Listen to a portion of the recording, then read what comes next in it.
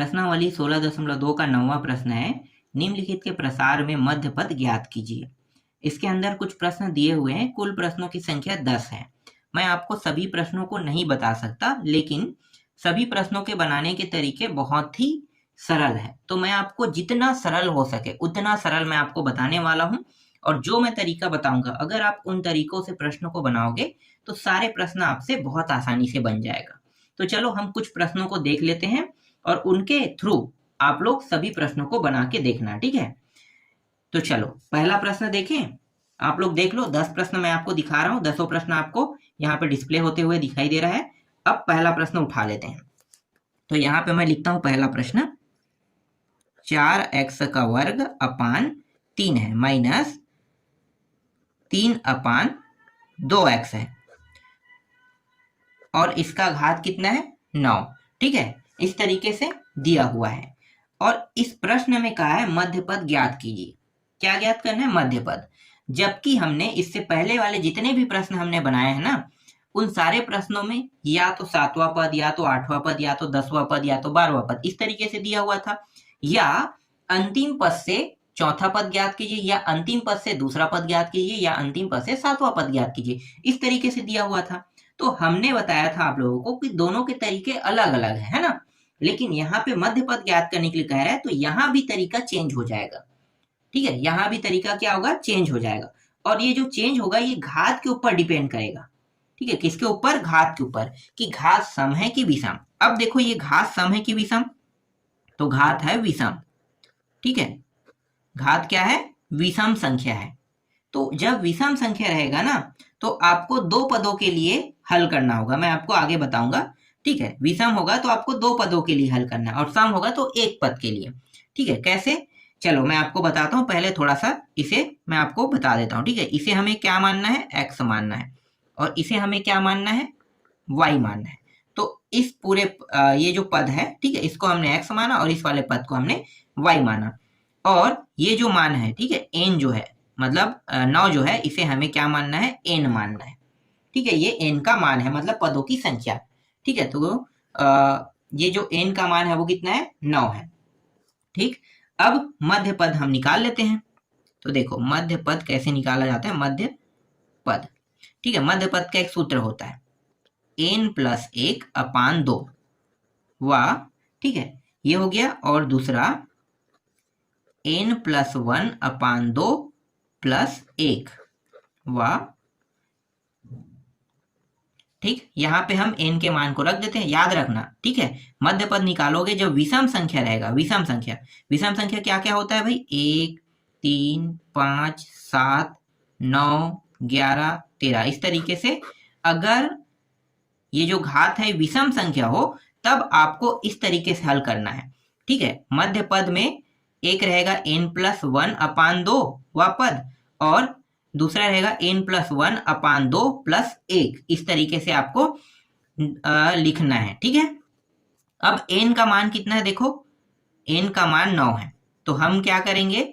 यहाँ पे हम लिखेंगे मध्य पद, n का मान 9 रखेंगे और ये 1 अपान 2, और यहाँ भी 9 प्लस 1 अपान 2 प्लस 1,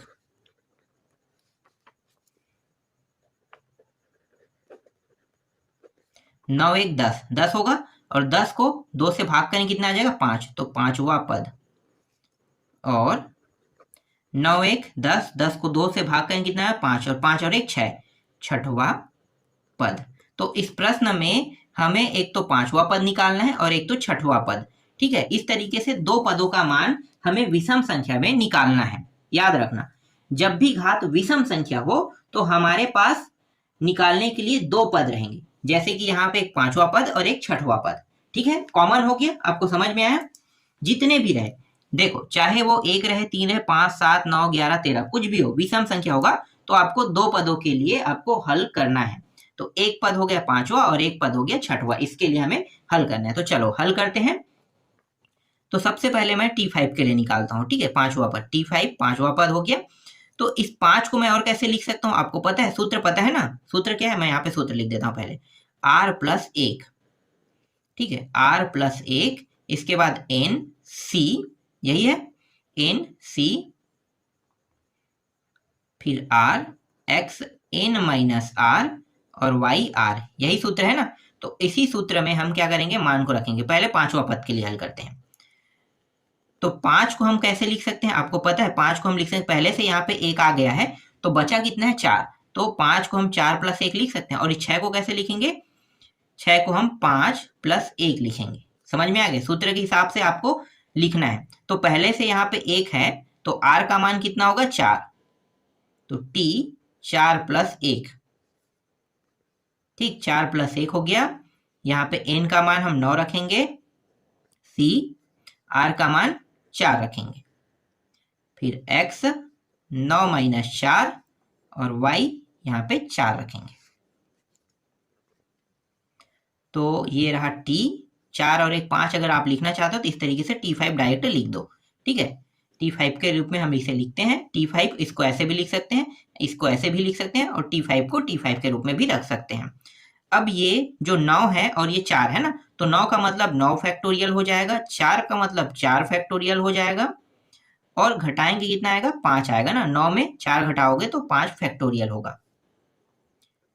फिर x जो है इसमें आपको देखो x की घात कितना है 9, 9 में 4 घटाओ कितना आएगा 5 आएगा, और y का घात कितना दिया हुआ है 4, तो y का घात 4 इस तरीके से हम लिख लेंगे।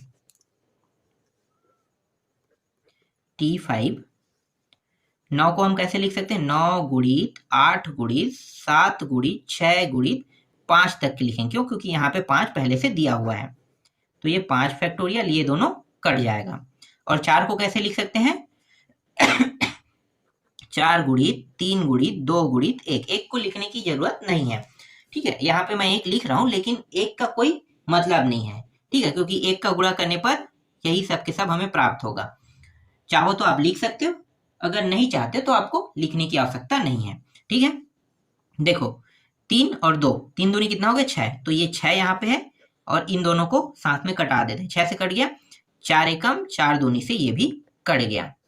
और यहाँ पे x का घात कितना है 5 है और y का घात कितना है 4 है। t5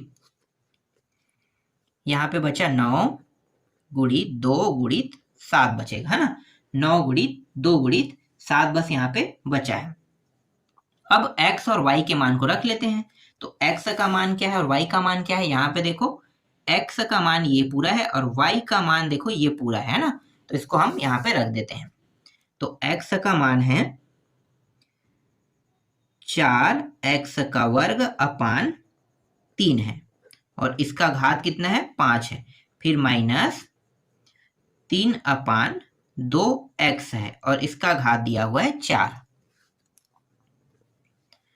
तो ये रहा 9 गुणित 2 गुणित 7, 4 को 5 बार गुणा करें कितना आएगा 1024 आएगा, है ना, 1024। और 3 को अगर 5 बार गुणा करते हैं तो कितना आ जाएगा 243, ये 243 हो गया। और ये x के वर्ग को अगर 5 बार गुणा करते हैं तो x का 10 घात हो जाएगा। यहाँ पे देखो घात सम संख्या, इसका मतलब ये जो माइनस है ये प्लस बन जाएगा, है ना। अगर आप minus minus minus minus minus 4 बार गुणा करोगे तो क्या होगा, सम संख्या है, मतलब 4 बार टकराएगा तो ये प्लस बन जाएगा, ठीक है। विषम में माइनस आता है, घात विषम होने पर माइनस और सम होने पर प्लस आता है ना, तो ये सम है इसलिए प्लस में रहेगा। इसलिए हम इनको ये जो 3 है ना इसको 4 बार जब गुणा करेंगे तो हम सिर्फ 81 बस लिखेंगे, ठीक है। इस माइनस को लिखने की आवश्यकता नहीं, प्लस बन चुका है ये। 2 का घात 4 बार मतलब 2 का घात 4 मतलब 4 बार गुणा करने पर 16 आएगा, और ये x का कितने घात रहेगा, x का भी 4 घात रहेगा, इस तरीके से, ठीक। अब जो जो कट रहा है उसको कटा देते हैं। तो कौन कौन कट रहा है भाई और क्या कट रहा है, ठीक है, तो कटाते हैं। तो ये 81 एकम 81 तिया 3 बार में ये कट गया, ठीक है। 16 जो है, नहीं पहले इस 3 को पूरा कटा देते हैं, 3 एकम 3 तिया, ये भी पूरा का पूरा कट गया, है ना। और ये 16 के पहाड़ा से कट रहा है तो थोड़ा लंबा चौड़ा होगा, तो जो छोटा है उसको पहले कटाते हैं। 16 को ये 8 हो गया और ये एक बार में, ठीक है। अब 8 को इससे क्या करेंगे, भाग दे देंगे, 124 को भाग देते हैं 8 से, है ना, तो ये हो जाएगा 8 एकम 2 और 2 8 दूनी 16, कितना बचा 16, 6 बचा है, 6 और 4 अट्ठी अट्ठी 64, तो ये 8 बार में कट गया, 128 बार में है ना, 8 के पहाड़ा से ये कट गया। अब 128 यहाँ पे बचा क्या है देखो, 3 बचा है, 7 बचा है और ये 128 बचा है। ठीक है, ये घात देखो यहाँ पे 10 है और यहाँ पे 4 है, तो ये भी घट जाएगा है ना, तो कितना घात हो जाएगा 6 घात, 6 घात।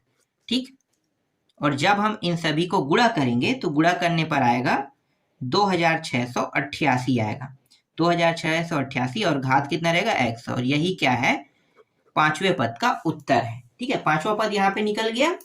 ठीक, अब हम लोग निकालने वाले हैं छठवां पद।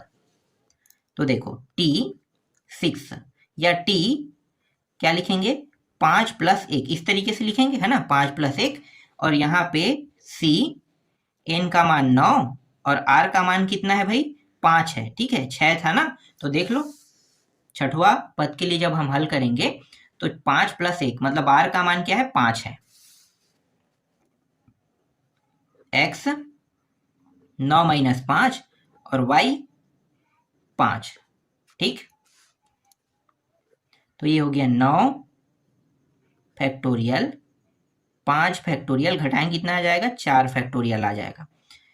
यहाँ पे डायरेक्ट मैं x के मान को रख दूं, ठीक है, क्योंकि घटाने के बाद यहाँ पे 4 आएगा ना, तो x के मान के साथ हम इसको हल करते जाएंगे। तो x का मान क्या है 4x का 2 घात और ये रहा 3, और इसके घात कितने होंगे 4, क्योंकि यहाँ पे घटाने पे कितना आएगा 4 आएगा।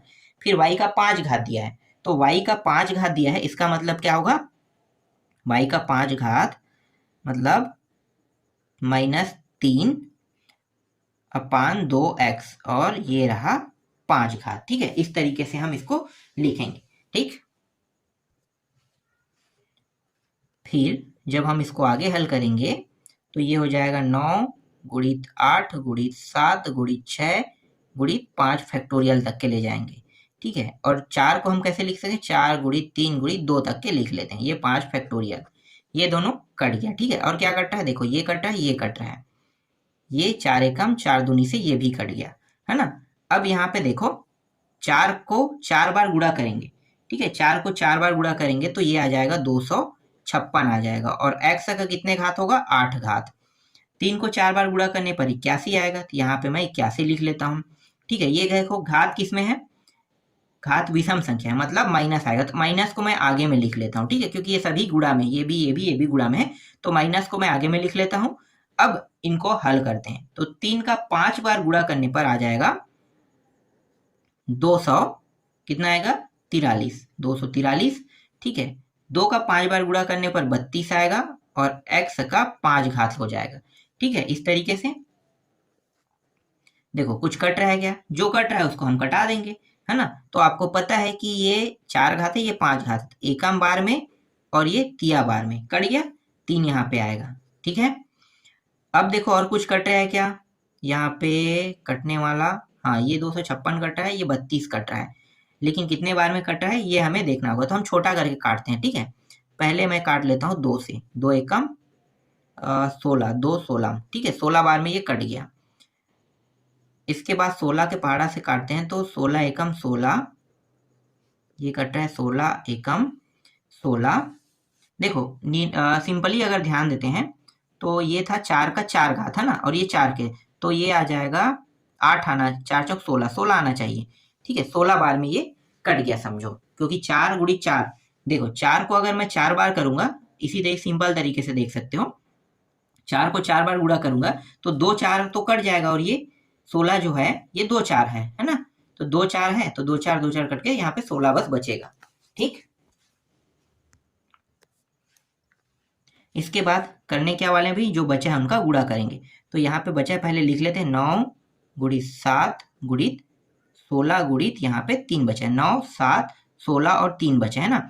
अब यहाँ पे देखो x कितने घात है 8 घात, और यहाँ पे कितने घात है 5 घात, तो ये दोनों घट जाएगा घात वाला। ठीक है, तो ये दोनों घटा देते हैं, तो 8 में 5 घटाएंगे कितना आ जाएगा 3, तो ये x का 3 घात। तो 9, 7, 16 और 3 इन सभी का गुणा करेंगे और यहाँ पे माइनस है ना, आगे माइनस को लिखते जाओ, तो 3024 x का 3 घात, ये इस प्रश्न का उत्तर है। ठीक है, मतलब ये छठवां पद है, इसका उत्तर है। तो इस तरीके से मैंने मध्य पद के दोनों मानों को निकाल लिया है ना। एक क्या था, 200 बोल रहा हूँ 2688 x का 6 घात था। ठीक है, और दूसरा क्या है, माइनस 3024 x का 3 घात है। ठीक है, इस तरीके से। चलो अगला प्रश्न देखें। अब दूसरा, ये समझ में आ गया ना। विषम वाला मैं एक ही बताऊंगा, सम वाला भी एक ही बताऊंगा, बस आपको याद रखना है सूत्र। सारे प्रश्न मैं बताते चलूंगा तो समय वेस्ट होगा, और ऐसे भी आप लोग ज्यादा प्रश्न नहीं देख पाओगे वीडियो में। ठीक है, मैं जितना आसान हो सके उतना आसान तरीके से आपको बता रहा हूँ यहाँ पे। तो यहाँ पे a प्लस एक्स ले लेते हैं। ठीक है, और ये bx है, इसका जो घात है ये 12 है। ठीक है, ये 12 घात है, मतलब क्या है, ये सम संख्या है। सम संख्या, सम संख्या किसे कहते हैं भाई, 2 को, 4 को, 6 को, 8, 10, 12, ये सब क्या है, सम संख्या है ना। तो इस तरीके से आगे बढ़ते रहेगा। ठीक है, तो ये सम संख्या। तो सम संख्या के लिए सूत्र अलग होगा, विषम संख्या के लिए अलग होता है ना। तो घात यहाँ पे सम है, ये n का मान है, ये y और ये x। चलो अब इसके लिए हल करते हैं। ठीक है, तो मध्य पद इसमें यहाँ भी निकालना है। ठीक है, तो मध्य पद निकालते हैं। तो यहाँ पे लिखो मध्य पद,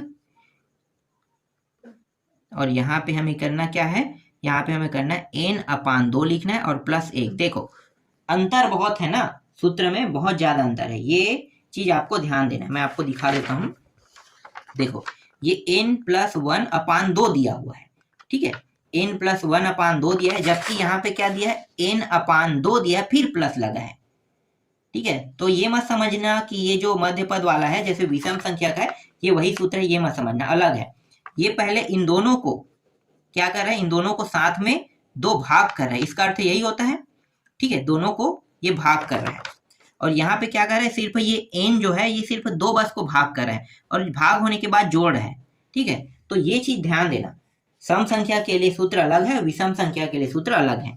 तो मध्य पद n/2 प्लस 1 वा पद।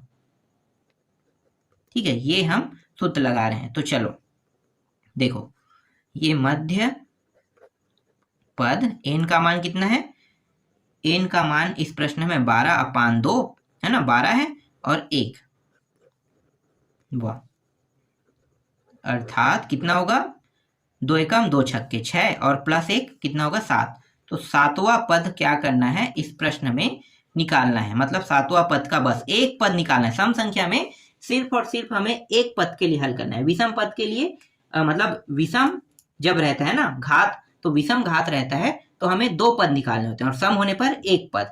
सूत्र देख सकते हो, सम रहेगा तो आपको, घात सम रहेगा तो आपको ये सूत्र लगाना है, और जब विषम रहेगा घात, जैसे कि यहाँ पे 9 है, तब आपको ये वाला सूत्र लगाना है। क्लियर है?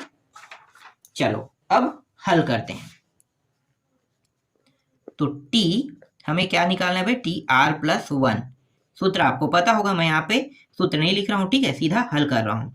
तो यहाँ पे 12c, और इसको मैं कैसे लिख सकता हूँ, 6 + 1 लिख सकता हूँ, तो मतलब ये 6 हो गया। ठीक है, 6 + 1, तो ये 6x n माइनस n का मान कितना है, 12, डायरेक्ट लिखो ना 12 है ना, डायरेक्ट लिख लें 12, और ये 6, फिर y का मान भी 6, इस तरीके से। तो ये हो गया 12 फैक्टोरियल, ये हो गया 6 फैक्टोरियल, और घटाएंगे कितना आएगा, 6 फैक्टोरियल, ये भी 6 हो गया। तो अब यहाँ पे x के मान को रख देते हैं। देखो x का मान क्या है, a/x है, तो ये हो गया a/x, और इसका घात कितना होगा, घटाएंगे तो 12 में 6 घटाओगे तो 6 आएगा। और y का मान क्या है, देखो bx, तो ये हो जाएगा bx, और इसका भी घात कितना है, 6 है। 12 गुणित 11 गुणित 10 गुणित 9 गुणित 8 गुणित 7 गुणित 6 तक के ले जाएंगे। ठीक है, एक 6 को हम पूरा गुणा में ले लेते हैं, 6 गुणित 5 गुणित 4 गुणित 3 गुणित 2, एक को लिखने की जरूरत नहीं है, और ये 6 फैक्टोरियल, ये 6 और ये 6 कट गया। a का 6 घात और x का भी 6 घात, फिर यहाँ पे b का भी 6 घात है ना, गुणा में लिख लेते हैं, b का 6 घात, और यहाँ पे x का भी 6 घात। तो ये 6 घात और 6 घात को कटा देते हैं। ठीक है, 6 6 घात वाला कट गया। ठीक है, अब और क्या क्या कट रहा है, जो जो कट रहा है उसको कटा देते हैं। देखो 6 और 2 कितना होगा, 6 दूनी 12, तो ये 12 को हम कटा दिए इस तरीके से। ठीक, और यहाँ पे क्या कट रहा है भाई, जो जो कट रहा है उसको पूरा कटाते जा रहा है। 3 के पारस 3 एकम और ये 3 तिया, ये कट गया। 4 के पारा से 4 एकम 4 दूनी, ये भी कट गया। 5 के पारा से 5 एकम 5 दूनी 10, ये भी कट गया। बचा क्या, यहाँ पे बचा है 11 बचा है, फिर 2 बचा है, 3 बचा है, और यहाँ पे 2 बचा है और 7 बचा है। ठीक है, और यहाँ पे देखो a का 6 घात और b का 6 घात बस बचा है। ठीक है, अब इन सभी का गुणा कर देते हैं। तो इन सभी का गुणा करेंगे, 11 2 3 2 7। ठीक है, इन सभी का गुणा करेंगे तो ये आ जाएगा 924, a का 6 घात और b का 6 घात। ठीक है, यही क्या है, इस प्रश्न का उत्तर है। तो इस तरीके से मध्य पद निकाला जाता है। तो आपको अब समझ में आ गया होगा कि सम होने पर क्या होगा, विषम होने पर क्या होगा। एक ऐसा प्रश्न है जो देखने में थोड़ा कठिन लगेगा, है ना, तो उसको भी मैं आपको थोड़ा सा बता देता हूं। 9वां जो प्रश्न है, देखो कुछ अलग तरीके से दिया है। 1 प्लस 3x प्लस 3x का वर्ग और प्लस x का 3 घात, इस तरीके से दिया हुआ है। और यहाँ पे दिया है 2n दिया हुआ है। ठीक है, अब इस प्रश्न को कैसे हल करोगे, इस तरीके से दिया है तो इस प्रश्न को कैसे हल करोगे।